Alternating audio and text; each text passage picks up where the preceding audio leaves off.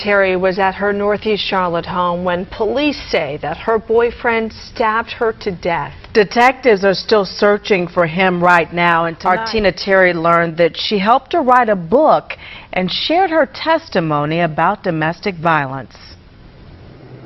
Yeah, Aliyah Terry had hoped that her story would encourage other women, but days before the book's pre-order, police say she was murdered here in her own home by her boyfriend.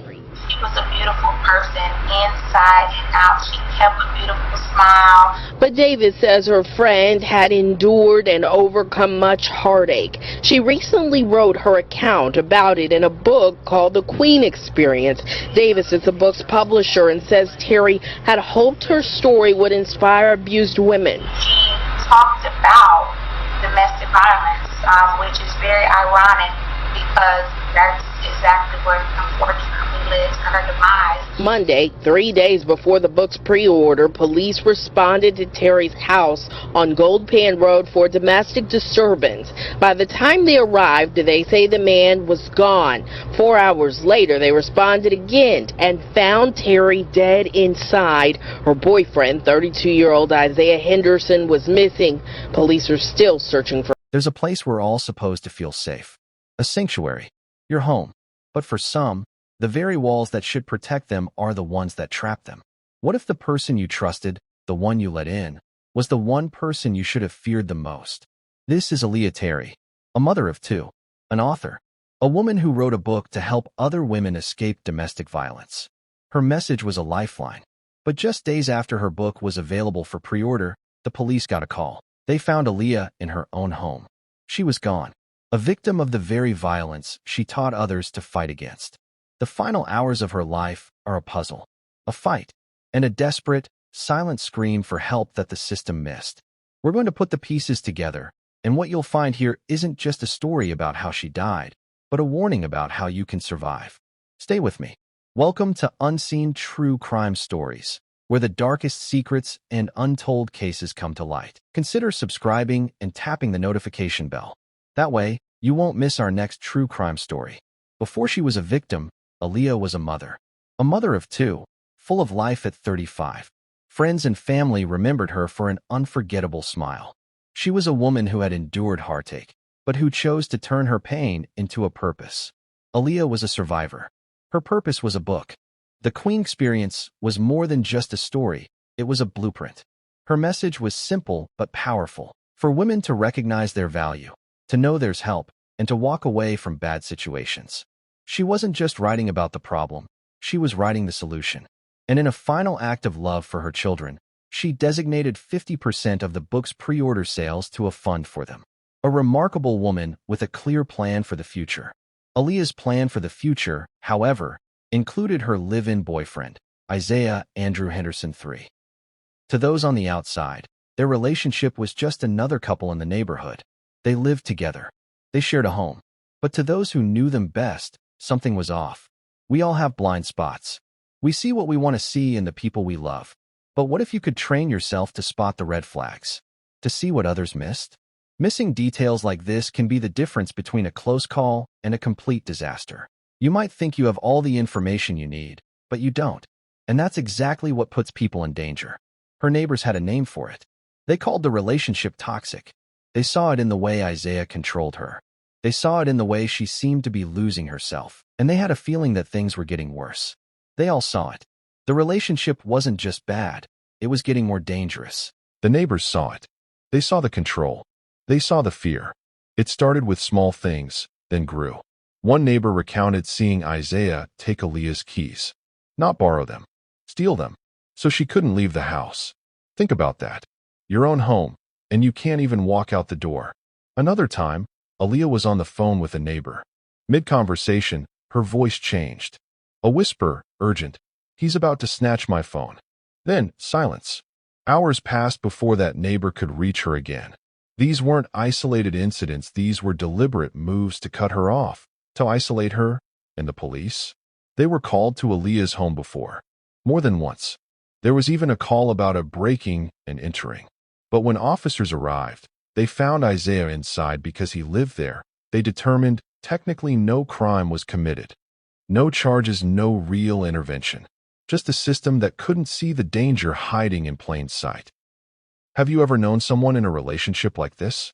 Did you see the signs, the subtle shifts, the moments of quiet desperation, but didn't know what to do? Or worse, did you tell yourself it wasn't your place? It was late Monday night, July 1st, 2019. The phone rang again at the Charlotte-Mecklenburg Police Department, another call to Gold Pan Road, a verbal domestic dispute. Just words, they thought. Just a disagreement.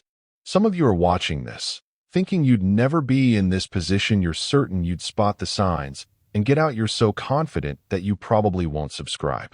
The officers arrived. Isaiah was gone. Aliyah, again, told them nothing was wrong, no crime had been committed. So, the officers left. What they didn't know, what they couldn't see, was that the predator was just waiting for them to turn their backs. The police left Gold Pan Road. Aliyah was alone. For hours. That's how long passed between the officers clearing the scene and the next desperate call. For hours where the silence in that house was heavy, waiting. The tension was a living thing. In the early hours of Tuesday, July 2nd, Isaiah Henderson returned. He came back to the house. What happened next was a confrontation. A final, brutal act of control. Aliyah, the woman who wrote a book to save others, was fatally wounded in her own home. The ultimate betrayal. And the most heartbreaking detail? Her 2 young children were there. In the house. Their mother, gone. The second 911 call came in. Not for a dispute. This time, it was for a life taken. Officers raced back to Gold Pan Road. They found Aliyah. But it was too late. A single moment of denial, a missed warning sign. That's all it takes for a life to be taken. How many of us ignore the small signals, that he's just stressed, or it's not that bad excuses? Isaiah Henderson fled the scene. The police were now hunting him for murder. But the story of Aliyah Sakinah Terry and the justice she deserved was far from over. The most shocking part was still to come. Days later, Isaiah Henderson turned himself into police headquarters, an act that might seem like remorse, but could also be a calculated move. He was formally charged with Aliyah's murder nearly a year later. In June 2020, Henderson pleaded not guilty. State prosecutors had already decided not to seek the death penalty, a decision that brought visible upset to Aliyah's loved ones. They felt capital punishment should remain an option. Henderson even turned down a plea deal for second-degree murder, a deal that would have meant at least 18 years in prison. He chose to gamble on a trial, risking a mandatory life sentence if found guilty of first-degree murder. Aliyah's mother, Wanda Sanders, spoke out. Her pain was raw. "It's been really rough knowing my daughter was murdered, and now he's pleaded not guilty. I don't understand how he could take someone's life and say you're not guilty now."